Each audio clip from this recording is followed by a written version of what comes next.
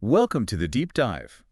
We've heard from quite a few of you lately asking about, well, how to navigate tariffs, especially some of the ones that have been making headlines. Yeah, it's a big challenge for a lot of businesses. Definitely. So you asked, and we've really dug into it. We're looking at a bunch of strategies today. Strategies we've actually recommended, to Yeah. companies and seen real savings from. Exactly. I'm Nick, and with me is Pi. Hi, everyone. So, yeah, our aim today is really to walk you through some of these effective methods, and they're all completely above board, totally legal. Right. Things big companies use, but smaller ones can too. For sure. It's about understanding the rules, Yes. and using them to maybe get a bit of an edge, reduce those tariff costs. Okay, let's jump in then. First up, this idea of tariff engineering sounds a bit technical. It does, but the concept is actually pretty straightforward. It's basically asking, can you design your product intentionally so it fits into a tariff category that has a lower duty rate? Interesting. So changing the product just enough to change its classification. Precisely. And sometimes it's surprisingly small changes that make a huge difference. Take Converse Chuck Taylors, for example. Oh, yeah. There was a time they added this, fuzzy material covering more than half the sole Fuzzy material. on a sneaker. Yeah, exactly. It sounds weird, but what it did was allow the shoe to be classified as a slipper. The slipper, seriously. Yep. And slipper tariffs were way lower, like maybe 3% compared to potentially, 37.5% or something high for regular sneakers. Wow. So that fuzzy sole saved them a fortune. Potentially, yes. And the thing is, that fuzzy stuff, it wasn't exactly permanent. It would wear off pretty quickly.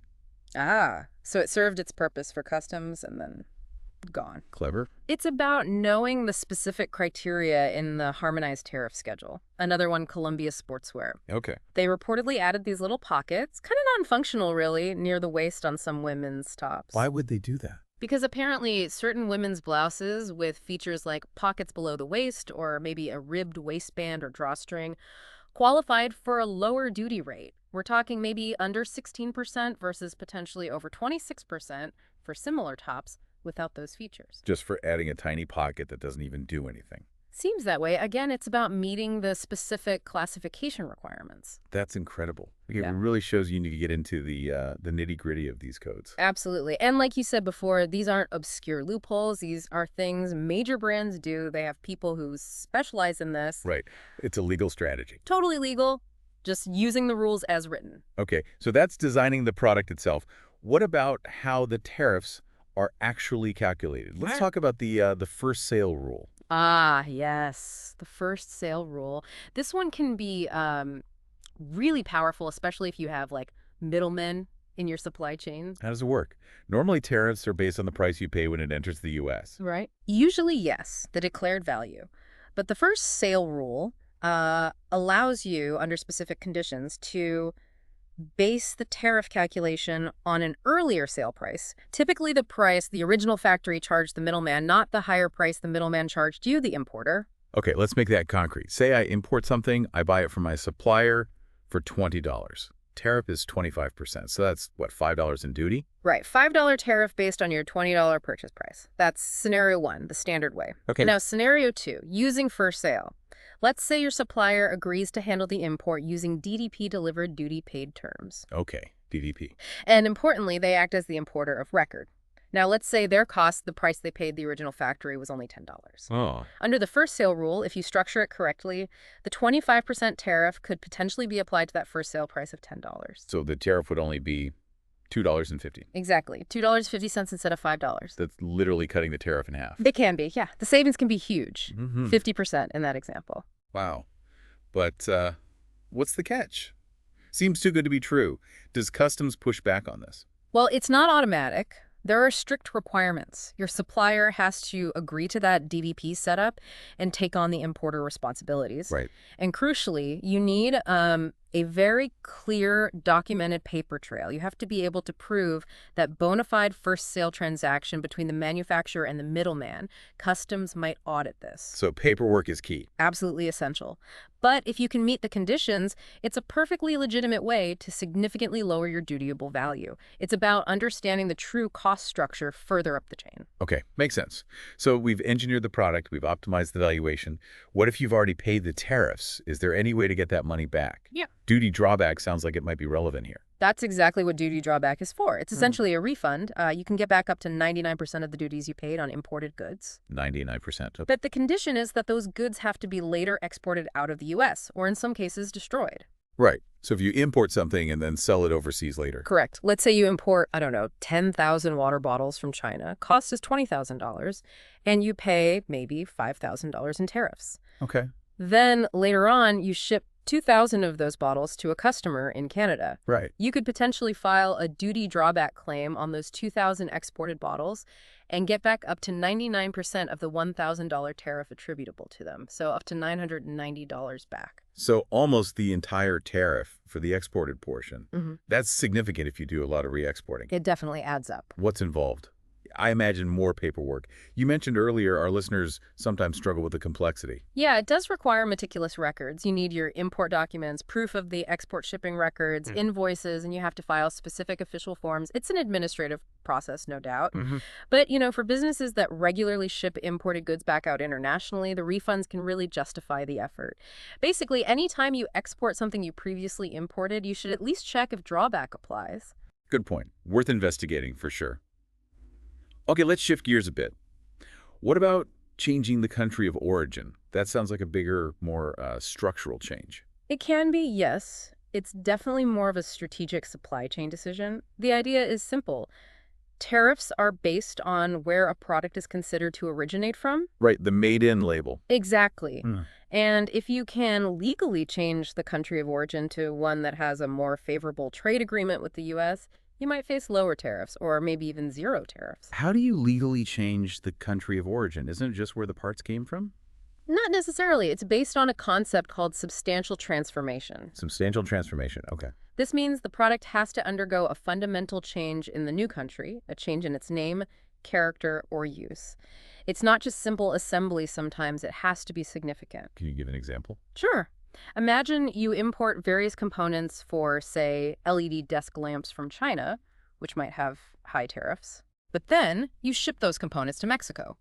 And in Mexico, they undergo a complex assembly process, maybe including programming or adding significant value that customs agrees constitutes a substantial transformation. Right. If that happens, the country of origin for the finished desk lamp could now be declared as Mexico, not China. And because the U.S. has a trade agreement with Mexico, the Mexican tariff rate would apply, which might be much lower or even zero instead of the higher Chinese rate. So it's about strategically choosing where that substantial transformation happens. Precisely. It's understanding customs rules about origin and structuring your manufacturing or assembly processes accordingly. It's a perfectly legal way to manage tariff exposure through supply chain design. Okay, that's a big one. Let's talk about warehousing. Bonded warehouses in foreign trade zones, or FTZs. How do they help with tariffs? Sounds like delaying the pain. Haha. Delaying the pain is one way to put it. A bonded warehouse is basically a secure facility approved by customs where you can store imported goods before they officially enter the U.S. commerce. You don't pay the duties until you withdraw them for sale in the U.S. So it helps with cash flow. You pay later. Exactly. And a foreign trade zone, or FTZ, is even more interesting. It's a designated area physically inside the U.S., maybe a warehouse or a factory floor, but legally considered outside U.S. customs territory for tariff purposes. Outside U.S. territory, even though it's here. Correct, for customs duty purposes. So goods in an FTZ haven't technically entered the U.S. yet.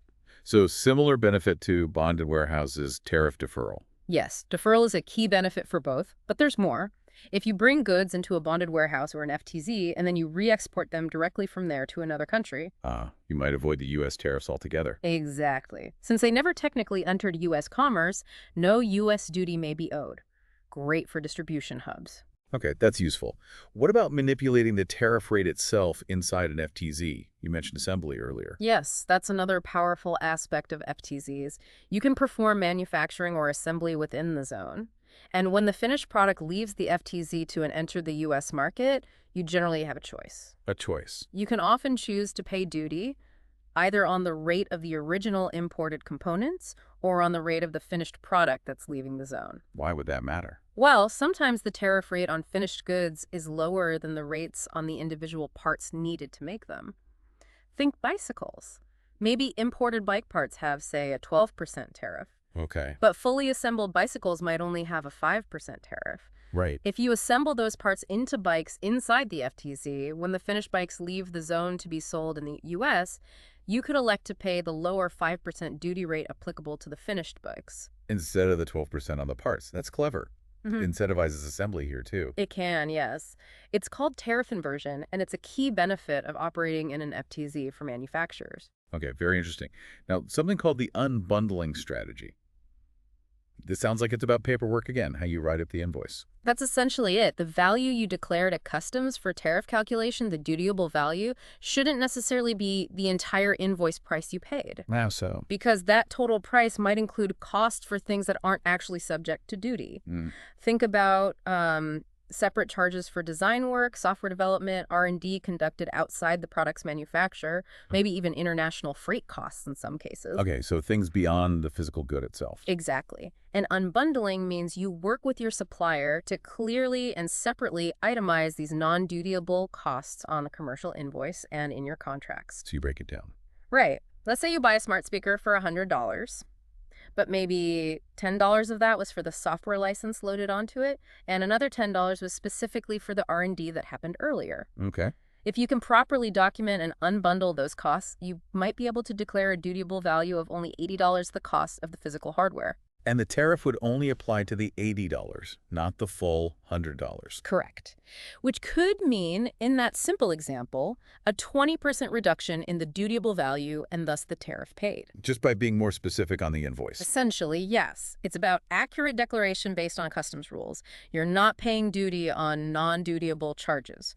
Requires good documentation and supplier cooperation, of course. Seems like a theme here. Documentation is crucial. Always, with customs matters. Okay, finally, there's a strategy that feels maybe less strategic, more reactive. Cutting corners or shrinkflation, value engineering. Yeah, this one is often seen as more of a last resort when companies are really feeling the squeeze from tariffs and can't find savings elsewhere, or margins are just too tight. So basically making the product cheaper to produce to offset the tariff cost. That's the idea. It could mean reducing features, making the product physically smaller, that's shrinkflation, or using lower quality materials. It's about reducing the cost of goods sold. What are some examples? We probably all notice this kind of thing. Oh, sure. Restaurants might subtly reduce portion sizes. Or an e-commerce business might stop including batteries with a device, or use simpler, less protective packaging. Right. Less in the box. There is an example of a toy company, Aurora World, that reportedly had to do things like use fewer colors of paint on their toys, switch to thinner paper for tags, and use cheaper packaging materials just to cope with rising costs, partly driven by tariffs. Feels like a trade-off, though. You save on tariffs or costs, but maybe you damage the brand or annoy customers. Absolutely. It's a definite risk. You have to weigh the cost savings against potential customer dissatisfaction or a perception of reduced quality. It's not ideal, but it's a reality some businesses face when margins get compressed. A tough balancing act. Very much so. Wow, okay. So we've really covered a lot of ground here. From clever product design like tariff engineering, And using rules like first sale. getting money back with duty drawbacks, strategic moves like changing country of origin, Utilizing bonded warehouses and FTCs effectively. even just structuring your invoices better with unbundling. And then the sort of less desirable option of value engineering. It's clear there are many legal avenues businesses can explore to deal with tariffs. These aren't secrets. They're strategies used by knowledgeable companies. Exactly. And the key point is that many of these aren't just for the giant corporations. Smaller and medium-sized businesses can and should look into these possibilities too. Understanding these rules can genuinely lead to cost savings. It gives you a competitive edge, potentially. For sure. So the big takeaway seems to be, don't just accept tariffs as an unavoidable cost. Really dig into the rules, understand your supply chain, your product, your costs. There might be opportunities there. Definitely. So for you listening, think about this. Which of these strategies kind of caught your attention? Could tweaking your product design or looking at that first sale rule or maybe investigating an FTZ or just cleaning up your invoicing, could any of that apply to your world? Yeah, it's worth considering. How might looking at international trade rules not just as a burden, but as a potential area for strategic thinking? How might that change things for your business or your interests? Something to think about. If you found this deep dive helpful, please do like and subscribe. And if you're able, supporting us via the GoFundMe page really helps us keep doing this. We appreciate it. Thanks for tuning in. Thanks, everyone.